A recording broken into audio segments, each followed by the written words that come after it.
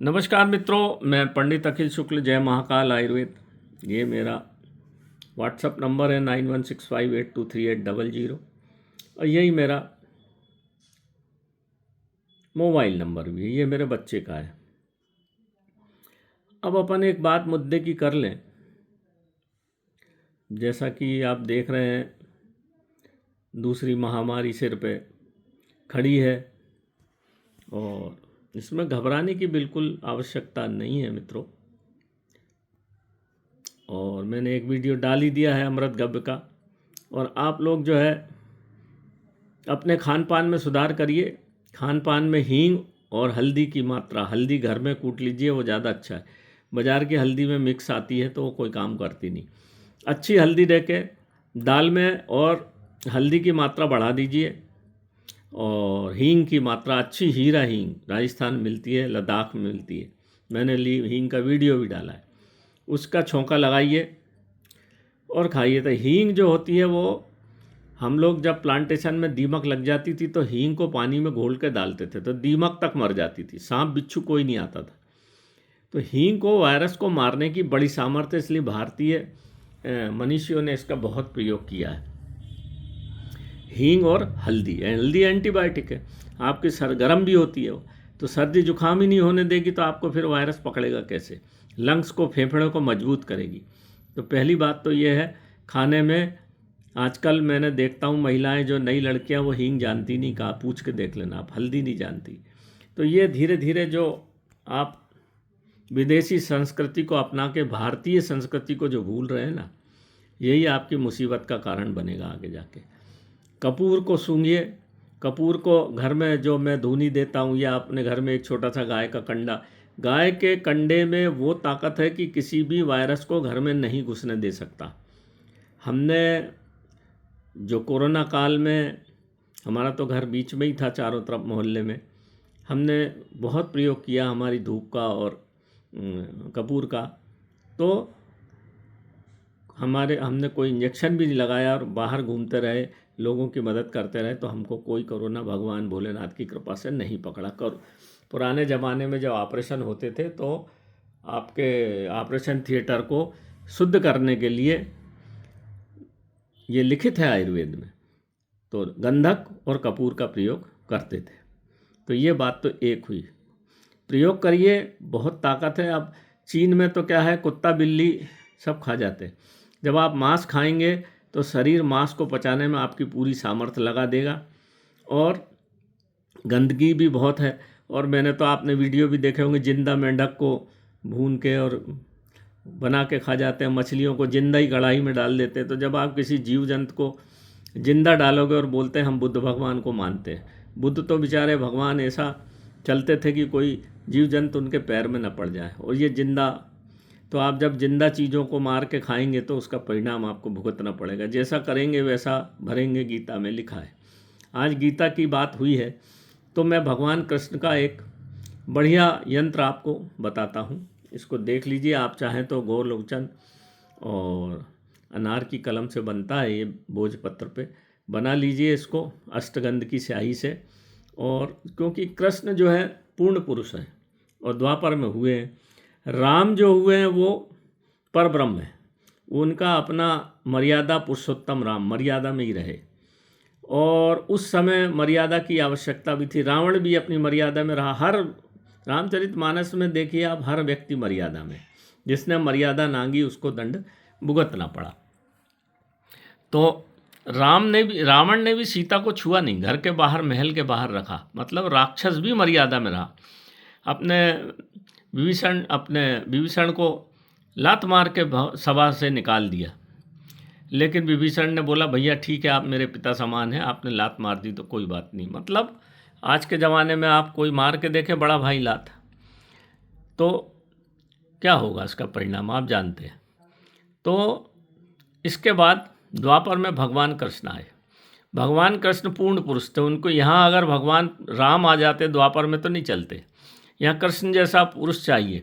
यहाँ क्योंकि शकुनि जैसे और पांडव जैसे दुष्ट थे, उनसे निपटने के लिए भगवान कृष्ण की आवश्यकता थी। भगवान कृष्ण बिना बुलाए कहीं नहीं जाते और प्रेम के बड़े भूखे हैं। तो घर में आप जब भी भगवान कृष्ण की भक्ति करें तो छोटी सी चांदी की मूर्ति राधा कृष्ण के साथ उसमें बांसुरी होना चाहिए, ये बहुत ज़रूरी है। एक ऐसा विग्रह रखिए।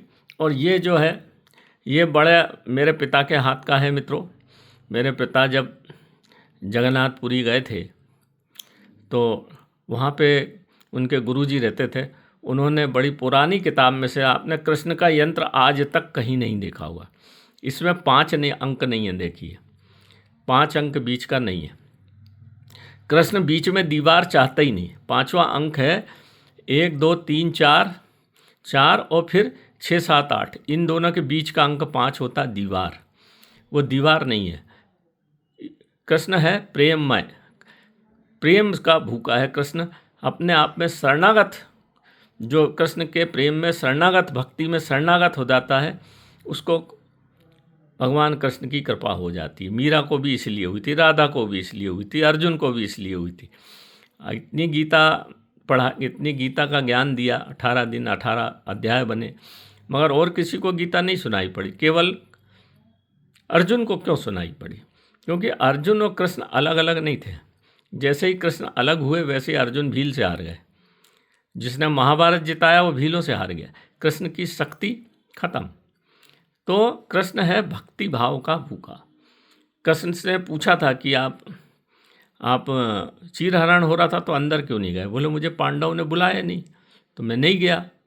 जब मुझे चीरहरण में द्रौपदी ने सहज भाव से पुकारा तो मैं चला गया मदद करने। तो कृष्ण है प्रेम का भूखा।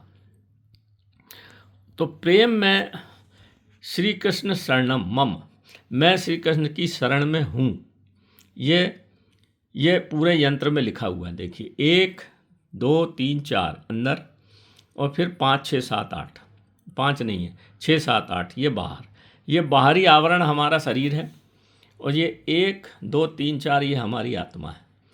आत्मा जब भगवान श्री कृष्ण की भक्ति में लग जाती है तो फिर शरण कृष्ण की भक्ति हमें प्राप्त हो जाती। इस यंत्र का ये मतलब है, 5 इसमें नहीं है।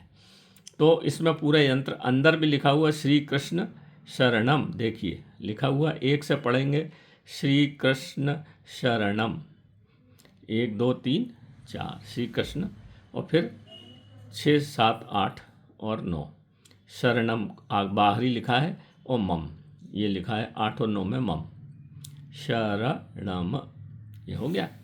तो ये एक बहुत दिव्य चीज़ है मित्रों, ये हम इसको बनाते हैं।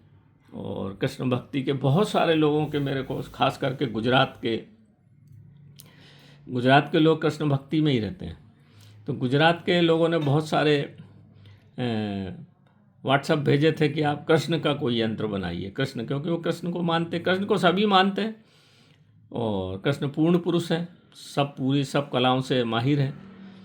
तो कृष्ण का कोई यंत्र, तो मैंने बहुत सारा ढूंढा, तब पिताजी की एक डायरी में लिखा हुआ है, उन्होंने लिखा है, पंडित जी जो उनके पुरोहित थे उन्होंने किसी पता नहीं कहाँ से दिया, तो मैंने खोजा उसको, तो फिर मैंने आज आप लोगों की सेवा में ये कृष्ण यंत्र डाला है। इस यंत्र को अगर अपने भगवान की पूजा जहाँ कृष्ण भगवान की करते हैं वहाँ इस यंत्र को रखें और फिर श्री कृष्ण शरणम, और आप श्री कृष्ण का जो भी मंत्र राधे राधे जपे, चाहे कृष्ण जपे, या आज तक किसी भी मैंने बड़े बड़े साधु संतों को देखा, किसी ने इस यंत्र के बारे में नहीं बताया है। जो बहुत उनका उसमें लिखा हुआ कि भगवान, जब वो पुजारी जो हमारे पिताजी के गुरुजी थे, उनको स्वप्न में ये यंत्र मिला था और उसने स्वप्नागत यंत्र लिखा हुआ है। तो स्वप्न में प्राप्त यंत्र है, भगवान श्री कृष्ण ने उनको ये स्वप्न दिया था, उसमें ये यंत्र बना हुआ है। आपने कहीं श्री कृष्ण भगवान का यंत्र नहीं देखा होगा। तो आप लोगों की भक्ति भाव को देखते हुए और आप लोगों के आदेश अनुसार मैंने आज ये यंत्र दे, जिस किसी को चाहिए तो हम इसको बनाते ही हैं। नक्षत्र में बनाया जाता है, शुद्ध नक्षत्र में, अनार की कलम से, भोजपत्र पर, अष्टगंध की स्याही से। तो ये 9165823800 मेरा मोबाइल नंबर है। जिस किसी को भाई को चाहिए तो मैं उचित दाम लेके इसको दे दूंगा, क्योंकि मित्रों आजकल भोजपत्र भी बहुत महंगा है, सही भोजपत्र मिलता नहीं। और अष्टगंध में अगर तगर, केसर, कस्तूरी, ये सब चीज़ें डलती हैं, महंगी है ये, इसकी स्याही से बनाना पड़ता है इसको। तो थोड़ा सा कॉस्टली है ये, तो जिस किसी को भी चाहिए हम प्रदान करेंगे। ये आपके पूरे दुष्प्रभाव को नष्ट करके जब हम कृष्ण की शरण में चले जाते हैं तो फिर हमारा ये जीवन महाभारत है ही रोज़ समस्या, रोज़ मुसीबत, और वहाँ तो 100 कौरव थे, यहाँ 1000 कौरव हैं। घर से बाहर निकलते ही साथ उपद्रव शुरू कर देते। तो नमस्कार मित्रों, जय महाकाल आयुर्वेद। इस यंत्र को देखिए और आशीर्वाद स्वरूप जिसे भी चाहिए तो मेरे को व्हाट्सएप करिए। मोबाइल करते हैं तो मैं थोड़ा सा व्यस्त रहता हूँ, नहीं उठा पाता हूँ, इसलिए क्षमा चाहता हूँ आपसे। मेरे इस वीडियो को यूट्यूब के माध्यम से मैंने डाल दिया है, इसको सब्सक्राइब करिए ताकि मैं आगे आने वाले और भी बढ़िया तंत्र के वीडियो दूंगा आपको, जो आपके जीवन में बहुत फ़ायदा देंगे। फिर आपको ये ऐसा चीज़ें कभी मिलेंगी ही नहीं। मेरे प्रसाद स्वरूप जो मेरे पास भंडार है वो दे रहा हूँ। नमस्कार। आप देख लीजिए यूट्यूब खोल के, कोई नहीं डालता ऐसी चीज़ें। फालतू बकवास करेंगे कि लेटरिन में ये डाल दो और फलाना राहु हो जाएगा। अरे भगवान कृष्ण की भक्ति में जाओ, राम की भक्ति में जाओ, हनुमान की भक्ति में जाओ, भूत प्रेत बाधा टिके ही नहीं। तो नमस्कार मित्रों, जय महाकाल आयुर्वेद। मैं अपनी बात को यहीं विराम देता हूँ।